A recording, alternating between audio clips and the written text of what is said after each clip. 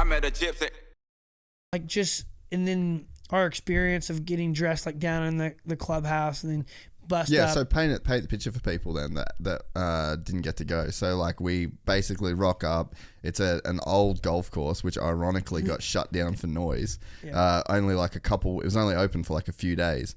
And then so this bus basically takes you from the hotel to this golf course. You get changed in the clubhouse, and then you get changed in the clubhouse. You don't see the bikes, and by the way, you have your own filmer. Yeah. You have 2 photographers. You have a chassis technician.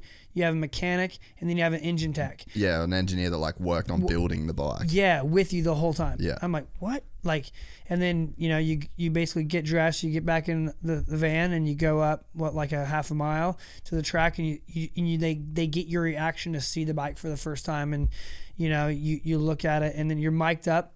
You're mic'd up the whole time as well, and you basically can produce for a guy like yourself. I'm not going to put my experience on your level, but to be able to get all the content and produce because manpower is a lot of your issue. Like there's only 1 or 2, you have 3 or 4 guys on your staff. Yeah. But to have this whole crew and they can put your shot list together. So for me, I'm working with like Swap Moto or a subcontractor photography guy that leads me. Hey, get that shot. Yeah. Hey, do that. All of a sudden, this element, you have full reign to create whatever you want. So it really shows.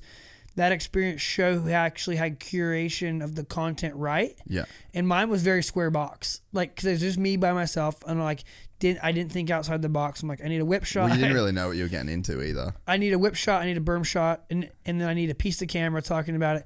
But now that I look at other people's stuff, I'm like, that was rad. They did that. That was cool. They did that. It really highlighted what they want to do is get people's natural feedback. Yeah. And I'm a very traditional moto guy. I've been trained up by Swap, Don Maeda, in a good way.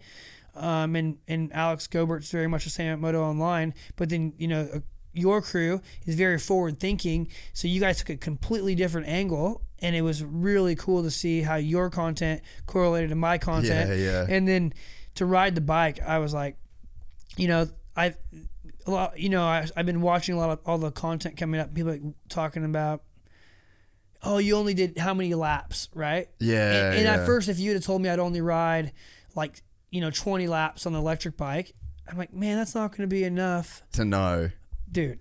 Straight away. Straight away. Like I'm sitting on it, I get on it, and I'm like, hey, can you put this thing like the training wheels out? Like I was making a joke. Like, can you get electronic training wheels to come out so I learn how to ride this thing right? Yeah. And they detuned it to like go as fast as like a 12-inch Stasic. Oh, really? Bow. I'm like, that's so sick. I didn't get to do that. Yeah, so I was like, they're like had some fun with me, and then they're all right, go out, and right away I was like, I thought I didn't know how to do. You go left and you triple, double, and like I tripled that first or second lap, gone through, and I was surprised. You could still hear the engine, like the engine change instead of like rap, you're like you still hear the electric. So the 2 laps in, take a break, and then give feedback. And I didn't mess with I didn't do the handbrake. Yeah. I really wanted to learn like what it was like for you to ride. Right. Yeah. So I kind of kept it pretty simple, but we changed mapping to change the suspension. Like I added engine brake. Oh yeah. Because the fork was like, the balance felt pretty good. Like I didn't know we were going to ride the combustion chamber bikes to compare. Yeah. So I was like, man, how am I going to know? Like really know? And they're like, hey, we have a gas 450 for you to ride. I'm like, what?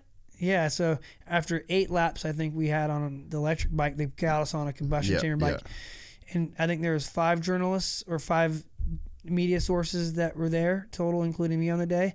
I think 3 of the 5 stalled the combustion chamber bikes straight away. One guy stalled. That happened a bunch to when we were there. Even Seb was testing the Yamaha at the end of the day, and then he fucking stalled it straight away. And we was like, "What are you doing, Coke?" Yeah. So like I was just laughing at these dudes, but that gave me like I was kind of clicking the bike around the chassis. Changing the tuning of the engine brake and to get the balance right. But I'm like, am I still going in the right direction? Then I got on the gas 450, which that's my daily bike. I still have air fork.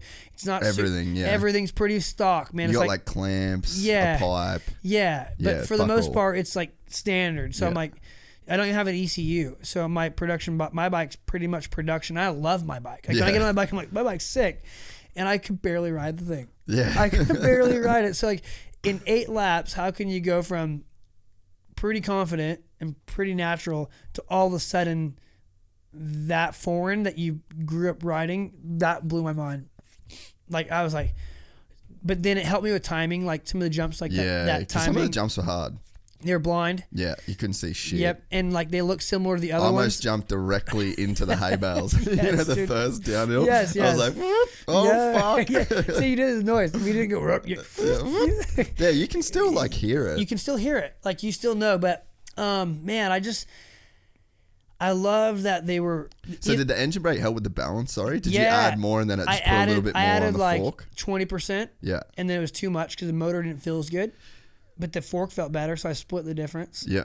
And it was a game changer for me just with the balance. Yeah, like it wasn't as free.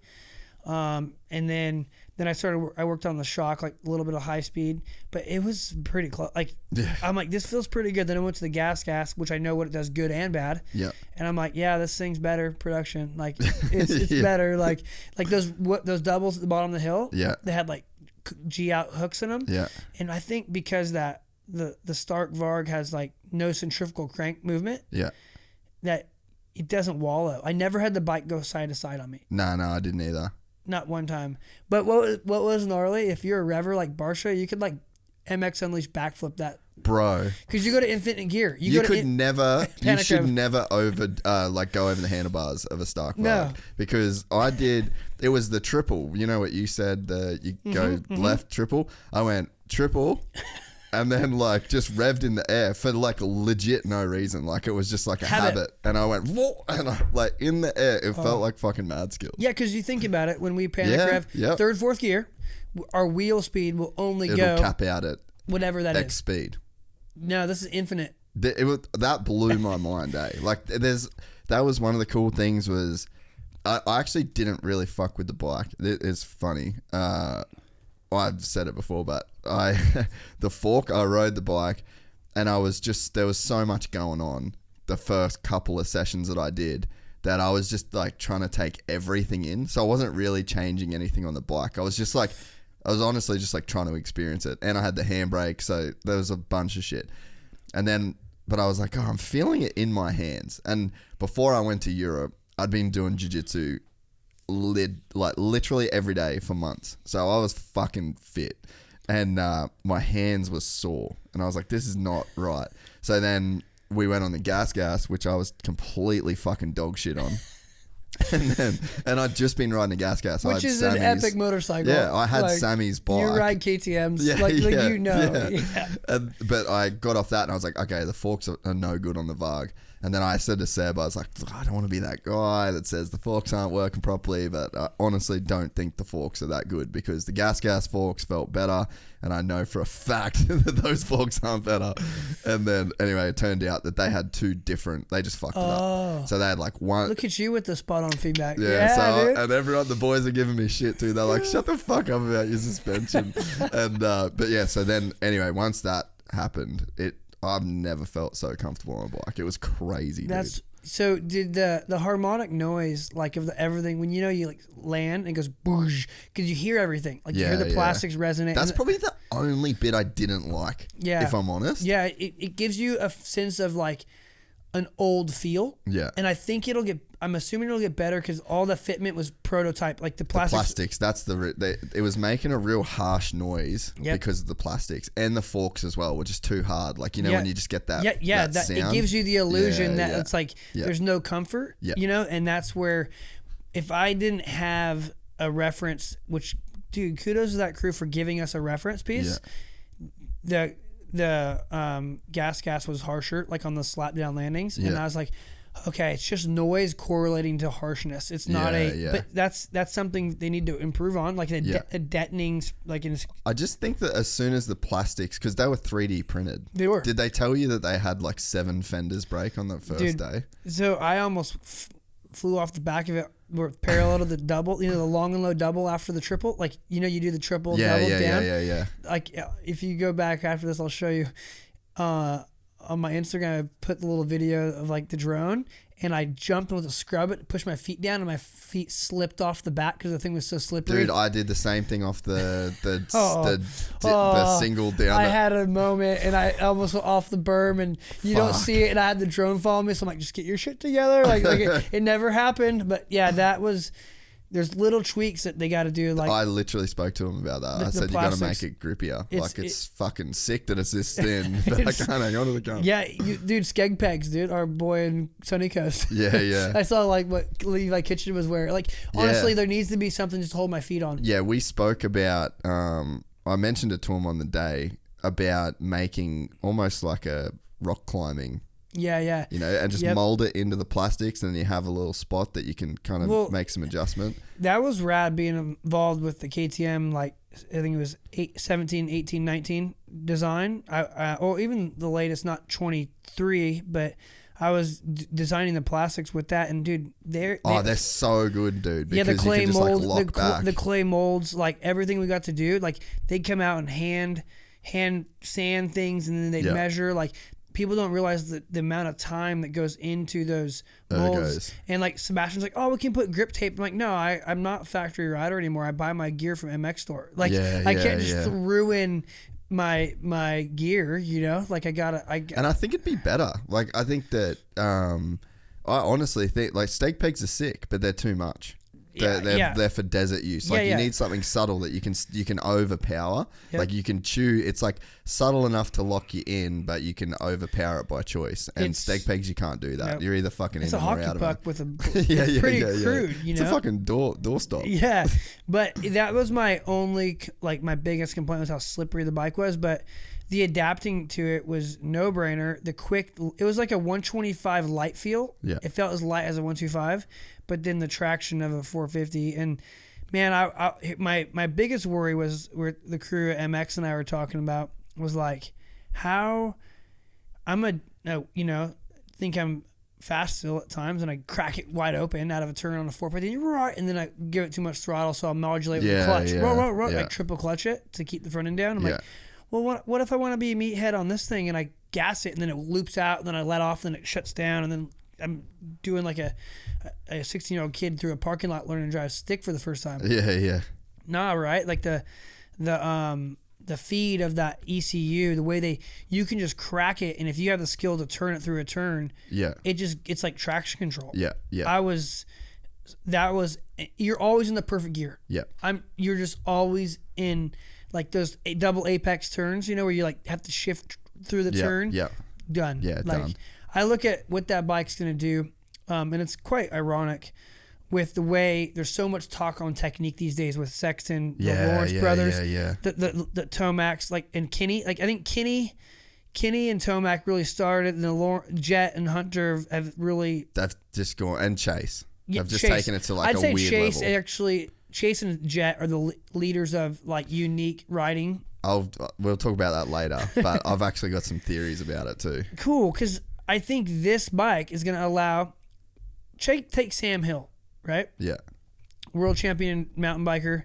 Rips on a moto. Okay, but he doesn't know why I look at why am I still good at 42 on a 125. I know engine. Yeah. I know RPM, right? If you take the kid that's 22, that's way faster than my 4-stroke, he's just used to that bike always being there, no bog. Yeah. Clutching the fuck out of it. Sam Hill just... like as a mountain biker doesn't know engine as well as a motocrosser, so he's having to modulate a clutch, but he probably has way better bike handling skills than me. Balance and everything like that. So is he going to be able to get on a Varg and not have to worry about RPM, all these other things, and have a handbrake? Because the technique, same shit. The technique can completely be changed. So I'm like really excited. Of like, I never rode the handbrake, and I'm honestly going to say, when they can set up a dual, like when they go dual split, they'll be able to easily. Yep, I would run it. You know, and I just we didn't have enough time on the bikes to retrain my brain. You won't need it, man. Honestly, you won't need to. Yeah, it's like redundant. Yeah, there's because I was the first one to do it. I think like 2 or 3 other people did it out of the 50. Mm-hmm. So that's a crazy. Like that's how archaic we are as an industry. Research group. Like if you want to take that research pool, there's 50 guys. So that's 6% of the people wanted to use a handbrake. And it's just like, to me, it was the fucking easiest transition to make. There was 3 laps where I reached with my foot, right? That's it. 3 laps. The rest of the time. Yeah. But the thing is I braked with my hand the whole time. So every time I reached for my foot, I still braked with my hand. I didn't lose anything. All I did was this extra thing for 3 laps, and then it went away. And you know, you got the tabletop and the little rollers, and then the right, and then the rollers after that. Dude, the corner speed that I was able to carry after those rollers was one of the nicest feeling turns that I've ever hit. And that turn, when I back-to-backed it on the gas, I'm like, how jerky, yeah. I'm just like, fuck, cunt, can you ride? Yeah. But you get in, like, I was on the balls of my feet, gripping the bike perfectly. I was super balanced. Both my hands were in the exact same position, and I was leaning in with just the perfect modulation of like front and rear brake to like tuck my bike into that rut, and then I just roll. I had so much finesse with the roll speed, and then I just came onto the throttle with my rear still on that little bit and just track through. And every lap, that is like a really hard technical turn that just got made into a piece of piss. And it was by just finesse. So you're telling me we'd have more feel with the brake with our hands than a big old clumsy boot? Yeah.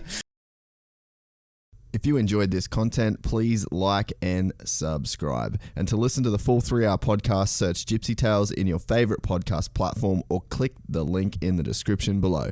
Gypsy Gang.